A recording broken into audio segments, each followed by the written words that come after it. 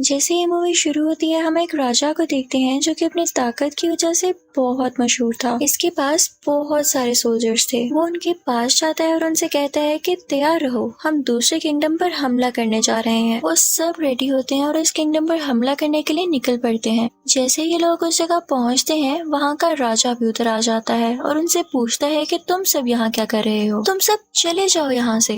तो दुश्मन राजा कहता है कि फिर मैं आया ही क्यों था अगर मुझे जाना ही था। मैं यहाँ तुम्हें ये बताने आया हूँ कि अब तुम्हें मेरे अंडर काम करना होगा, तुम्हें मेरे लिए लड़ना होगा। तुम जैसे कई राजाओं को मैंने अपने अंडर किया है। लेकिन उस किंगडम का राजा अभी भी नहीं मानता। तो उसका दुश्मन राजा कहता है कि चलो एक छोटी सी वॉर लड़ते हैं तुम्हारे और मेरे एक एक सोल्जर के दरमियान। याद रहे अपना बेहतरीन सिपाही चुनना, और जिसका सोल्जर जीत गया हुक्म भी उसी का चलेगा। वो राजा मान जाता है और इसी के साथ वो अपने सबसे अच्छे सोल्जर को बुलाता है। जैसे ही वो आता है तो वो दिखने में बहुत ज्यादा स्ट्रॉन्ग लग रहा था। ये देखते ही पहला राजा एक सोल्जर का नाम पुकारता है, एगिलीस। लेकिन उसकी आर्मी में से कोई भी बाहर नहीं आता। तो ये देखकर सब उसका मजाक उड़ाने लगते हैं और वो राजा कहता है कि मेरे सोल्जर से डर गया है आपका सोल्जर। तो पहला राजा कहता है कि उसको देखे बिना तुम ये बात कर रहे हो, अभी तुमने उसे देखा कहाँ है। इसी के साथ उस राजा को बताया जाता है कि एगिलीस यहाँ नहीं आया। राजा उसे यहाँ बुलवाता है और जैसे ही वो यहाँ आता है तो राजा उससे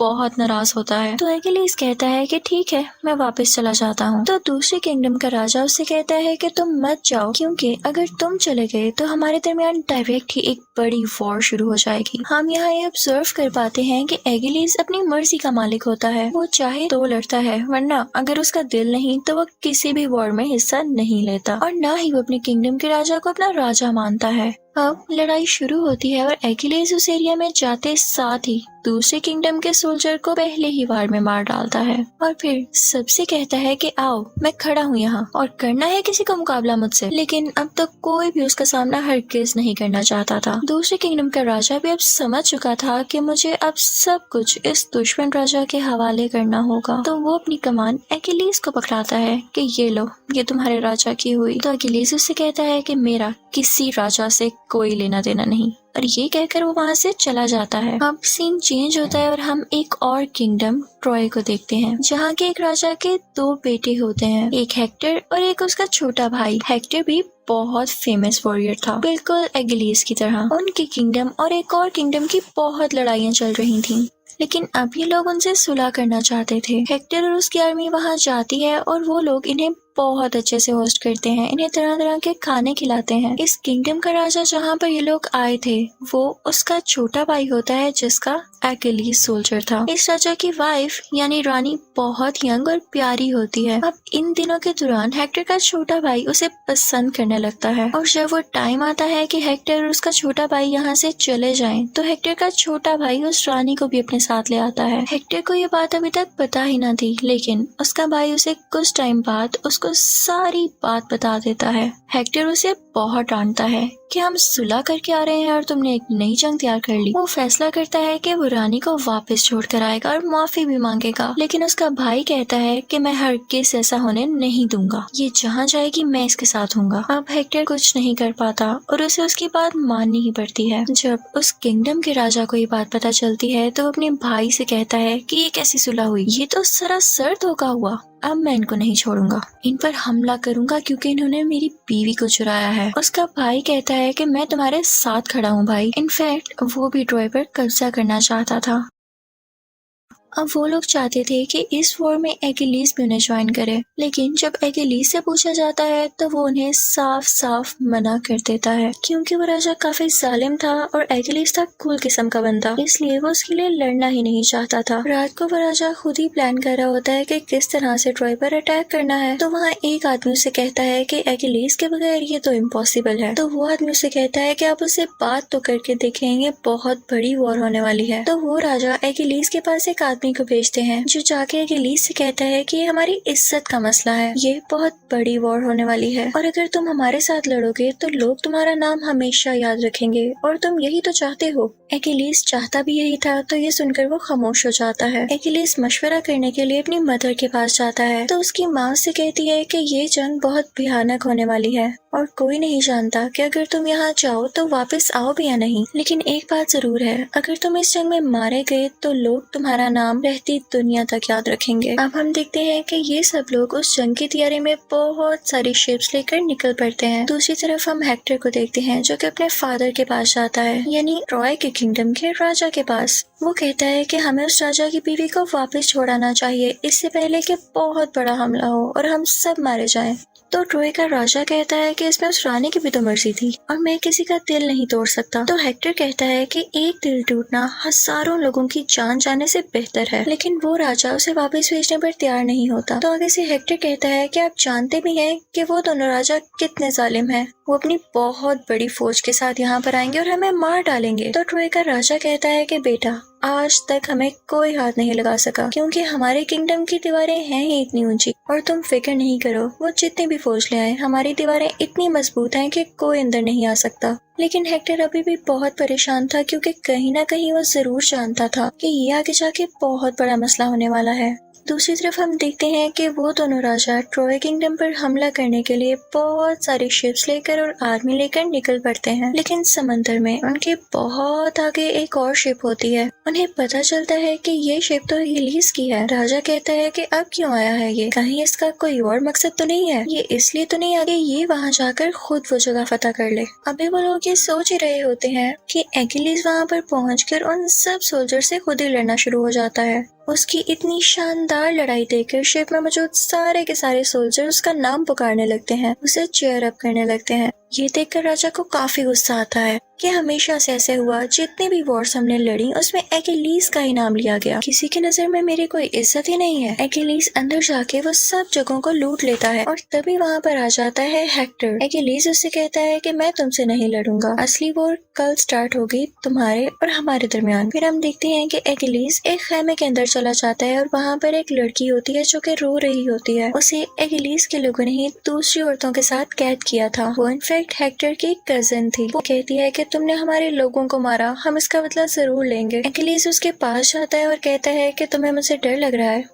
तो वो लड़की कहती है कि नहीं। एगिलीस समझ जाता है कि कोई अच्छी लड़की है, ये जाहिर है ये हेक्टर की कजिन है तो शाही खानदान से ही हुई ना। एगिलीस उसे कुछ नहीं कहता और राजा के पास चला जाता है। राजा उससे कहता है कि जंग जीतकर तुम ये समझ रहे हो कि लोग तुम्हें याद रखेंगे, ये किंगडम तो मेरा है और मैं ही इसका राजा हूँ। तुमने पहले जाकर चालाकी क्यों की और तुमने तो इनका सब माल भी लूट लिया। तो एगिलीस कहता है कि जितना भी मैंने पैसा लूटा, जितना भी माल लूटा, वो अब मेरी तरफ से तोहफा रख लें। तो राजा कहता है मुझे इस सब की कोई जरूरत नहीं, और तभी वो अपने सोल्जर्स को ऑर्डर देता है कि उस लड़की को लाया जाए। ये वही लड़की थी जिससे एगिलीस अभी अभी बात कर रहा था। उसे बहुत बेदर्दी से लाया गया था। तो एगिलीस को ये देख कर गुस्सा आता है, तो वो एगिलीस से कहती है कि छोड़ो, मैं नहीं चाहती कि मेरी वजह से और कोई मरे। तो एगिलीस खामोश हो जाता है। राजा जब ये देखता है तो उस लड़की के पास जाता है और कहता है कि आज ये मेरी खिदमत करेगी। ये सुनकर एगिलीस को बहुत गुस्सा आता है। वो उसे धमकी देकर वहाँ से चला जाता है कि मैं तुम्हें जिंदा नहीं छोड़ूंगा, बस कुछ दिन की बात है। फिर हम एगिलीस को एक जगह पर बैठा हुआ देखते हैं। उसके साथी यानी पर्सनल सोल्जर्स उसके पास आते हैं और कहते हैं कि उठें, तैयार हो, हमें वॉर पर जाना है। तो एगिलीस कहता है कि मैं उनके खिलाफ कोई वॉर नहीं लड़ने वाला और ना तुम लोग लड़ोगे। अब हम देखते हैं कि सुबह होती है। एक तरफ हेक्टर और उसका छोटा भाई होता है और एक तरफ वो दोनों जालिम राजा जो कि आपस में भाई थे।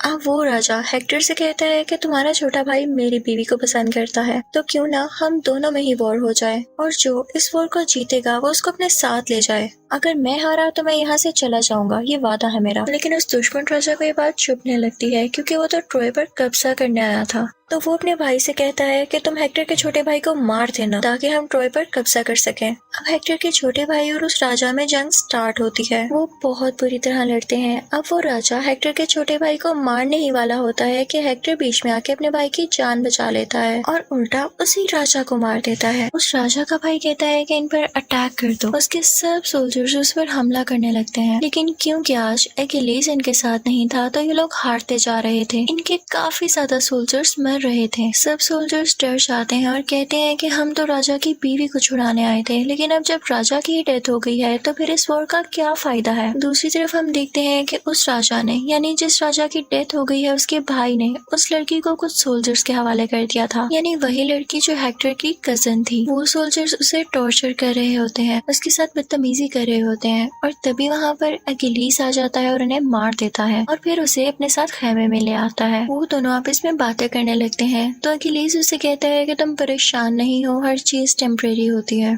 वक्ती होती है, वक्त के साथ सब कुछ ठीक हो जाएगा। वो लड़की उससे कहती है कि मुझे तो लगा था कि तुम भी जालिम हो, लेकिन तुम दिल के अच्छे हो। अब हम देखते हैं कि अखिलेश सो जाता है और वो लड़की उसके पास आती है उसको मारने की नीयत से। अखिलेश की आंखें बंद होती हैं, लेकिन उसे फिर भी पता चल जाता है कि ये मुझे मारने आई है। वो उससे कहता है कि मार दो मुझे। तो वो कहती है कि अगर मैंने ऐसा ना किया तो तुम दूसरे लोगों को भी मार दोगे, तो बताओ मैं क्या करूँ। तो अखिलेश कहता है कि हाँ मैं तो मारूंगा ही, तुमने मुझे मारना है तो मार दो। तो वो उसे नहीं मारती और उनमें सुलह हो जाती है। वो उससे कहता है कि मैं तुम्हारे किंगडम पर अब हमला नहीं करूंगा और वो अपना सारा सामान शिप में डलवा देता है। लेकिन तभी हम देखते हैं कि उस किंगडम के सोल्जर्स रात को चुपके से ट्रॉय किंगडम पर हमला करने लगते हैं। तो हेक्टर कहता है कि रात में इस तरह हमला करना कितनी बुरी बात है। अब हम देखते हैं कि इस वॉर में अखिलेश के साथ उसका एक कजन भी था जिसकी शक्ल भी थोड़ी बहुत अखिलेश से मिलती जुलती थी। जब अखिलेश सबसे कह रहा होता है कि हम ये वॉर कंटिन्यू नहीं करेंगे तो उसका कजन उससे कहता है कि यार अभी मत जाओ, हमें ये वॉर कंटिन्यू करनी चाहिए, लोगों ने इतनी जाने कुर्बान की, इसका क्या फायदा। लेकिन अखिलेश नहीं मानता तो वो चुपके से अखिलेश का ड्रेस,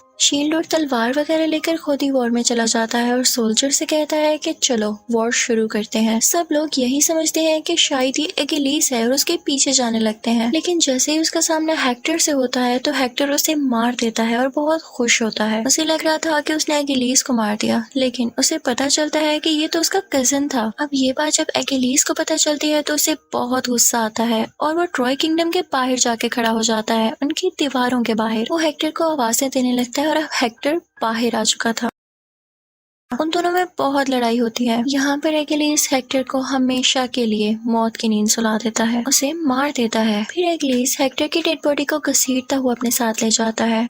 रात को खेमे में हेक्टर का बाप यानी ट्रॉय का राजा वहाँ पर आता है और कहता है कि मुझे मेरे बेटे की डेड बॉडी दे दो, मैं उसे वो एहसास देना चाहता हूँ जो एक मरने वाले वॉरियर को दिया जाता है। तो अखिलेश उससे कहता है कि क्या आपको डर नहीं लग रहा मौत से, मैं चाहूँ तो आपको भी मार सकता हूँ। तो वो राजा अखिलेश से कहता है कि तुम्हें क्या लगता है जिसका जवान बेटा मर गया हो उसे मरने की और जरूरत है। तो अखिलेश उसे उसके बेटे की लाश यानी डेड बॉडी लौटा देता है। सब लोग बहुत उदास होते हैं क्योंकि हेक्टर वाकई बहुत अच्छा वॉरियर और इंसान था और लोग उसे बहुत मिस कर रहे थे। इसके साथ साथ अखिलेश उससे कहता है कि आपके बेटे के मरने के गम में मैं आपको 12 दिन का रेस्ट देता हूँ और इसके साथ वो हेक्टर के कजिन को भी रिहा कर देता है, आजाद कर देता है और कहता है कि 12 दिन तक मैं आप पर कोई हमला नहीं करूंगा। जब अखिलेश के राजा को ये बात पता चलती है तो वो गुस्से से आग बगोला हो जाता है कि तुमने मुझसे पूछे बगैर ये कैसे कर दिया। अब 12 दिन के बाद ट्रॉय किंगडम के जब राजा और सब लोग बाहर आकर देखते हैं तो कोई भी बाहर नहीं होता, सिर्फ लकड़ी का बना हुआ एक बड़ा सा घोड़ा होता है और उसके आगे कुछ मरे हुए लोग पड़े होते हैं। ट्रॉय किंगडम के लोग कहते हैं कि इन्होंने हमारे रिलीजियस जगहों पर अटैक किया इसलिए इनको सजा मिली। वो समझते हैं कि सब मारे जा चुके हैं और कुछ डर के भाग गए हैं। अब वो प्लान करते हैं कि हमारी रिलीजियस जगह तो सब तबाह हो चुकी हैं, तो हम इस घोड़े को अंदर ले आते हैं और अब वो इसे अंदर लेके आ चुके थे। वो सब लोग बहुत खुश होते हैं और लाइट फील कर रहे होते हैं कि हो सकता है हम ये जंग जीत गए हों, क्योंकि उन्हें दूर दूर तक कोई भी नजर नहीं आ रहा था। रात होती है और वो सब लोग बेफिक्र होकर सो जाते हैं, लेकिन वो घोड़ा खाली नहीं था। उसके अंदर अखिलेश और उसके कुछ सोल्जर्स थे। अखिलेश का राजा भी कुछ सोल्जर्स के साथ उस कैसल के बाहर छुपा हुआ था। जैसे ही रात होती है अखिलेश मौका देखकर उस घोड़े से बाहर आता है और ट्रॉय किंगडम के सारे दरवाजे खोल देता है, जिससे वो राजा और सब सोल्जर्स अंदर आ जाते हैं। वो अंदर आके सब लोगों को मार देते हैं और वो जालिम राजा ट्रॉय किंगडम के राजा को भी मार देता है। फिर हम हेक्टर की कजिन को देखते हैं जो कि दुआ मांग रही होती है कि सब ठीक हो जाए, लेकिन तभी पीछे से वो जालिम राजा आता है और उसके साथ बदतमीजी करता है। वो लड़की अपना चाकू निकालती है और उसे मार देती है। उस लड़की को पकड़ने के लिए 2 सोल्जर्स आगे बढ़ते हैं, लेकिन अखिलेश वहाँ पर आ जाता है और उन दोनों को मार देता है। इसी टाइम वहाँ पर हेक्टर का छोटा भाई आ जाता है। वो अखिलेश के पाँव पर तीर फेंक देता है जो कि उसके पाँव के आर पार हो जाता है, लेकिन अखिलेश फिर भी खड़ा होता है और उसकी तरफ बढ़ता है ताकि उसे मार सके। लेकिन इसी दौरान हेक्टर का छोटा भाई उसे और तीर मार देता है, जिसकी वजह से अखिलेश काफी वीक हो जाता है और वहीं पर गिर जाता है। पीछे से हेक्टर की कजन हेक्टर के छोटे भाई को मना कर रही होती है कि प्लीज ऐसा नहीं करो, उसे नहीं मारो, लेकिन वो उसकी एक नहीं सुनता। एकेलीस उस लड़की से कहता है कि तुम यहाँ से चली जाओ, तुम इसके साथ चली जाओ, क्योंकि पूरा ट्रॉय किंगडम तबाह होने वाला है। वो जाना नहीं चाहती थी पर उसे जाना पड़ता है। एकेलीस वहाँ पर मर जाता है। फिर हम देखते हैं कि एकेलीस को जला दिया जाता है और उससे उठता हुआ धुआं हेक्टर की कजन दूर से देख रही थी। और इसी के साथ इस मूवी की सैड एंडिंग हो जाती है। Thank you for watching.